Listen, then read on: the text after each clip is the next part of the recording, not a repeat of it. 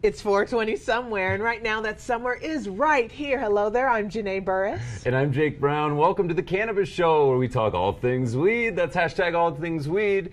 I want to congratulate Janae. It is her 3rd year anniversary of being here in Colorado. I made it. I just got my native sticker in the mail. People got so mad at me. I was like, I've officially lived here longer than anywhere else last year. And I was like, that makes me a native, right? Just joking. 50 Facebook comments. How many 14ers have you done? None. None. You can't be native till you do a couple 14ers. Do you have a highlight of your time in Colorado so far? So far, it just happened performing at Red Rocks because it wasn't even on my radar before I got here. Yeah. It's like, you know, it's from the YouTube video. And I've seen that place. Never thought about performing there, so that's the highlight so far. It's been pretty awesome. You know, I like to hate everything. Hashtag negative Negro, but I don't hate it. I don't hate it. Even the bland tacos, I don't hate all the way. It's just the food. All right, well, I'm here 3 more years. 3 more years. Hashtag 3 more years. Okay, what's going on with you? What's up with Oakland? I just got back. I was in Oakland for literally 11 hours. I flew in. I was really got a chance to meet a bunch of new grow-off competitors. We just launched out there, so it was so much fun. And then I got on a plane and came right back. You're a madman, dude. I didn't get to see any Oakland. I can't believe you're like traveling like that. That's crazy. Me either, especially because I hacked Southwest and I was just like, move me up a boarding group, please. I took out Instagram and just changed the C to a B. I think that might be a federal crime. I'm going to find out, apparently. You're so good. There's a good life hack for you. There's a good guy to know right here. Get on some weird Instagram. stuff. You change whatever letter you want. You can be A1 if you want. I think they'll get suspicious. Oh my God, I find you so fascinating sometimes. You're just like nice on the outside, but then just like all this knowledge, weird, sneaky spy knowledge on the inside. But outside, it's just like, hey guys, I'm Jake. I'm just sweet-faced Jake. That's how you get meetings with Donald Trump Jr. All right, let's get into the week of weed. I want to start with an update on things that are inevitable in Colorado: taxes and weed. Oh, dang. Yeah, the state has now hit a huge milestone, according to our own Alicia Wallace. That's $500 million in tax revenue from legal ganja. Now, as I said last week, this is a relatively small dent in the state budget, like offering to get the rolling papers when your buddy buys an ounce, but it's a huge deal when lawmakers forget to spend that cash. Legislators pulled the ultimate stoner move when they failed to allocate funds from a new tax increase on cannabis, leaving several state-supported organizations coming up short. Now, for large departments like the Regional Transportation District, or RTD, or the Denver's bus system, for those of you who aren't here, it's still a small portion of their budget, but we don't know how this will affect arts and science institutions. Lawmakers are looking at an emergency session to shore up the era. Why do I keep saying era instead of error? All right, well, that was a fun era on my part. Yes, they're going to try and shore up that error, dot their I's, cross their sativas. Hopefully we get the arts some money. You know, I'm a gal all about the arts, and I write the RTD, so Listen, this is just checking all of the boxes. Let's fix it. Yeah, let's get this money out to where Janae needs it, personally. All right. Hello there. Anchorage, Alaska is in the race. All right, they are on the board for this novel idea right here. Hello. The State Assembly Board is urging marijuana regulators to pass laws that allow consumers to consume their legal purchases in retail shops. Yes, consumers can consume. They recognize the dilemma that comes with asking tourists and locals to find private property to consume commercial marijuana. The board bailed on a proposal that would make it the first state to allow marijuana consumption in a retail setting. Okay, Nevada, Colorado, Washington, are you even awake? Hello. You still have a chance to be the first to really be on board with legal recreational consumption and create regulations that allow adults of legal age, okay, this is all legal, to enjoy pot without having to be property owners. I see the next wave of cannabis entrepreneurs opening full retail experiences for consumers when they're hands are finally untied. Soon we'll have coffee shops, lounges, weed bars, infused restaurants, music venues, day spas that appreciate the hard-earned dollars of responsible cannabis users. Check out the full story in this week's Cannabis to read more about how Alaska is forging ahead with this great idea. Are you ready for cannabis, like pro-cannabis comedy clubs? Is that going to be a thing? I have been in a couple. Yeah, but like where there people are just like sitting in the front row smoking a joint. How was this? You wish they were smoking a joint. They're smoking blunts, individual. Everybody's got their own blunts, and they got dab rigs going, and they're the worst audience possible. So there's just like a torch, like yeah, just right in the middle of your set, and you better be ready to talk about it. But I mean, it's weird in comedy clubs just because it kind of slows down the pacing of things. Sure. I mean, I know the effects of marijuana. They don't keep you. You say like a total not don't. I understand the effects of marijuanas. But nobody's like on their toes and getting every joke, so you just kind of got to slow your set down. What I love about having cannabis in a comedy club is that cannabis smokers are the coolest people I know. Yeah. They're just open-minded, cool people, and I like having them in my audience. And if I have to slow down my joke and repeat my punchline, I'm willing to do it. Yeah, I've never seen a stoned heckler. I've seen people get drunk and make fools of themselves. They're like your stoned hype squad. The stoned hype squad. We're into We've got tiny hype. There's nothing wrong with it. I really love having those guys. I like for people to be able to, they don't have to leave to go smoke if they feel like they want to smoke. Sure. They can just sit there and enjoy themselves like they were in their own home. So I like the idea of having a cannabis-friendly comedy clubs. All right, well, turning to a guy who's providing a lot of comedy lately, President Trump is worried that large sacks of drugs may kill people, and not because they're doing large sacks of drugs, which usually kills people.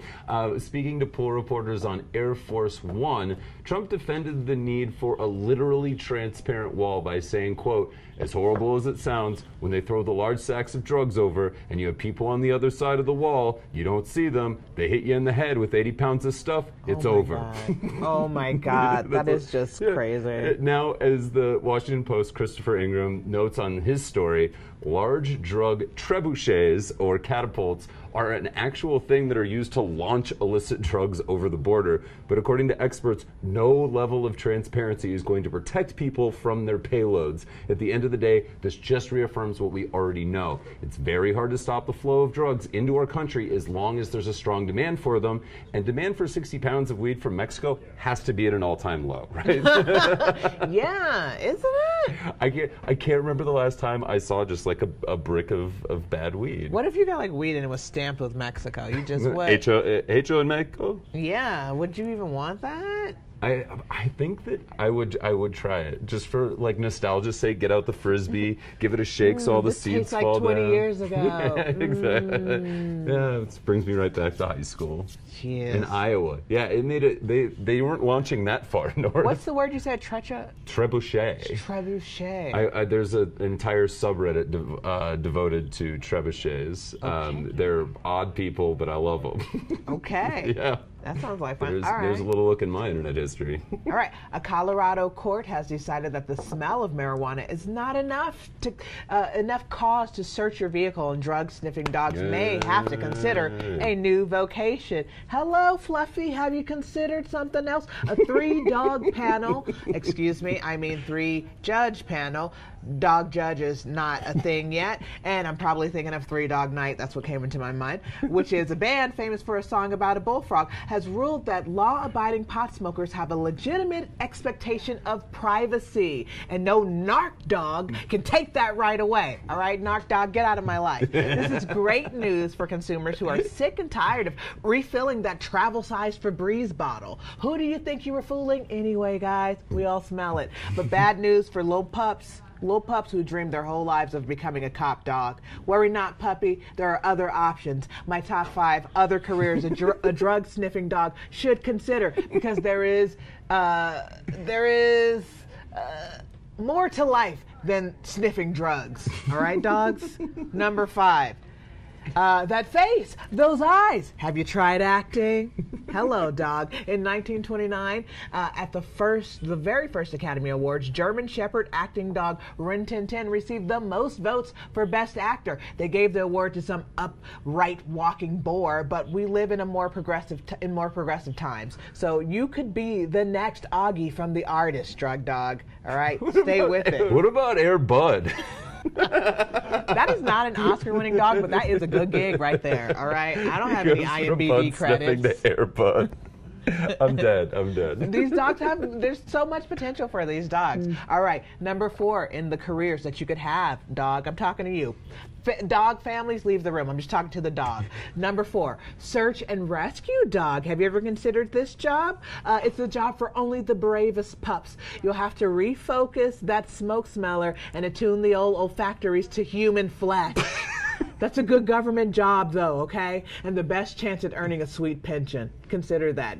Number 3 in my mind, herding dog. You're a born leader. Why not put those skills to the test by becoming a herding dog? Like Babe, the pig. You remember? That was a great movie. You get to boss around larger animals like cows and sheep. You and the missus have been dreaming of living out the rest of your days on that nice farm they sent your mom to all those years ago. Oh my God. Number 2, war dog.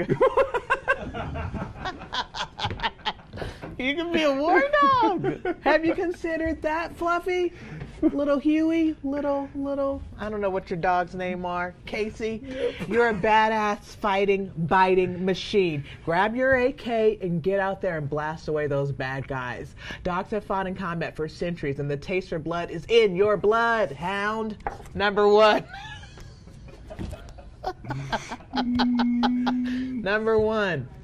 Number one career opportunity for dogs who used to be drug sniffing dogs. You could be a best friend dog. Hey man, you've already got everything it takes, drug dog. You're loyal, you're a great listener, and you won't rat me out when I inevitably end up smoking weed where I shouldn't. You're my best friend.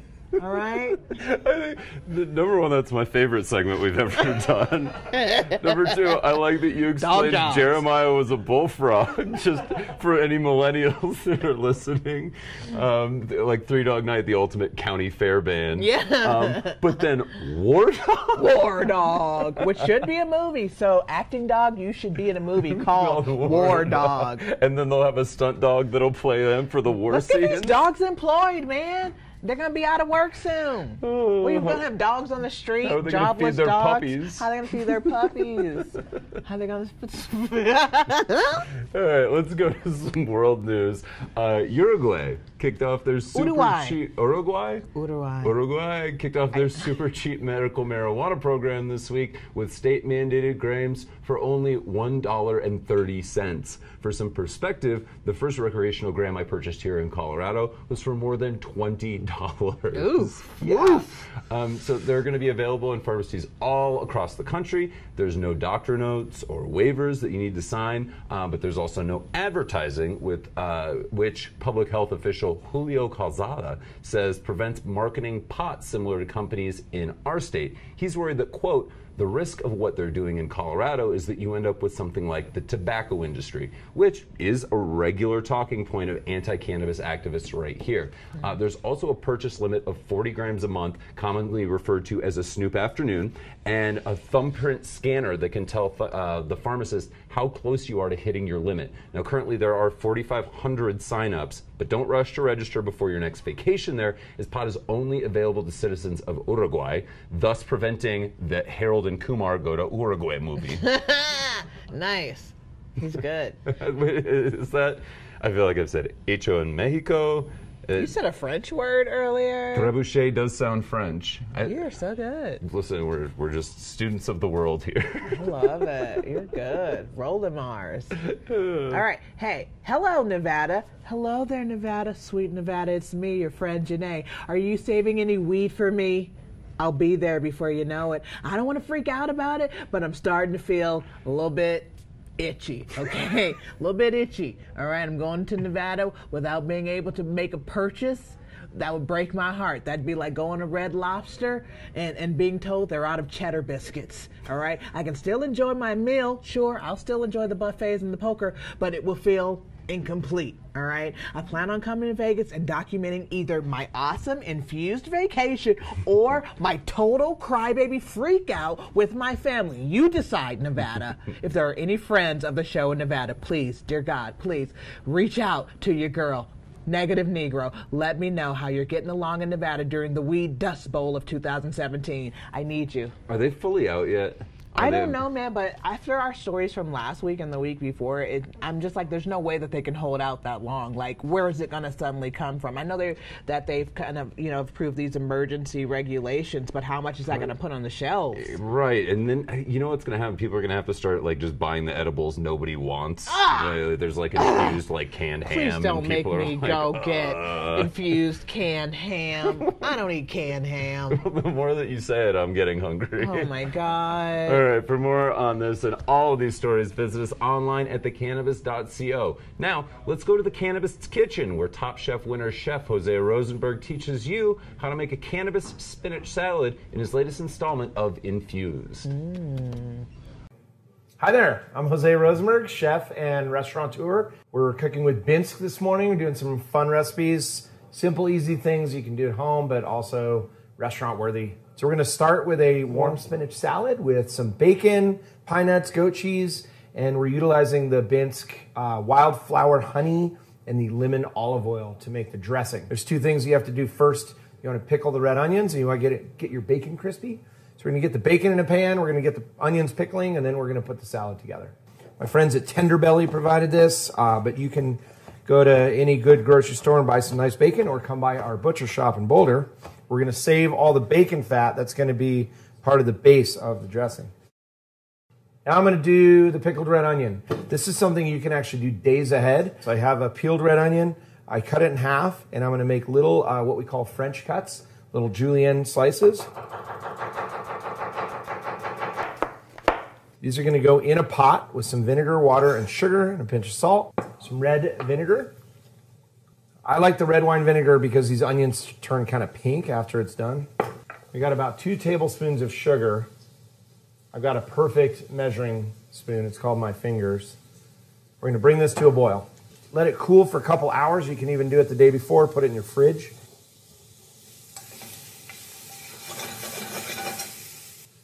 The other ingredients we have for the salad, toasted pine nuts. So if you can't find toasted pine nuts, buy raw pine nuts, put them in the oven.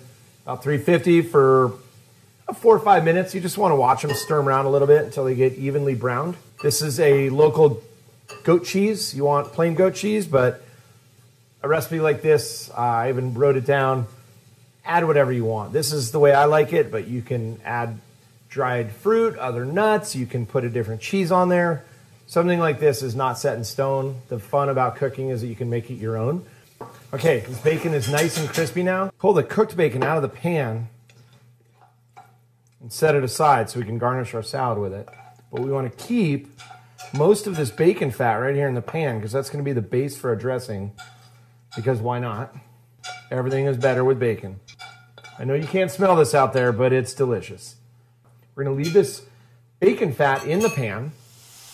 What we're going to do is we're going to add a little vinegar, some red wine vinegar, a little bit of Dijon mustard, some of the Binsk honey. I'm doing 2 capfuls. That looks good. And I'm putting in 3 dropperfuls, which is about another 10 milligrams of the lemon olive oil. So we're going to get this dressing just mixed up, nice and hot. So we're going to just bring this back to a boil. And we're going to pour it over the spinach, toss it really quickly, and serve.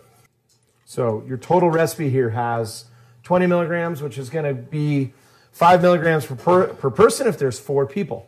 If you want to go lighter, there's 2 ways to do it with the THC. You can either put less of the ingredients in the dressing, or you can just not use all of the dressing and save some for later. Those go right on top of the salad. They're kind of crunchy still, but they're tart and sweet. And we serve. That's it. So we've got a warm spinach salad with bacon, pine nuts, goat cheese, pickled red onion, and The dressing is made with the Binsk wildflower honey and the Binsk lemon infused olive oil. Bon appetit.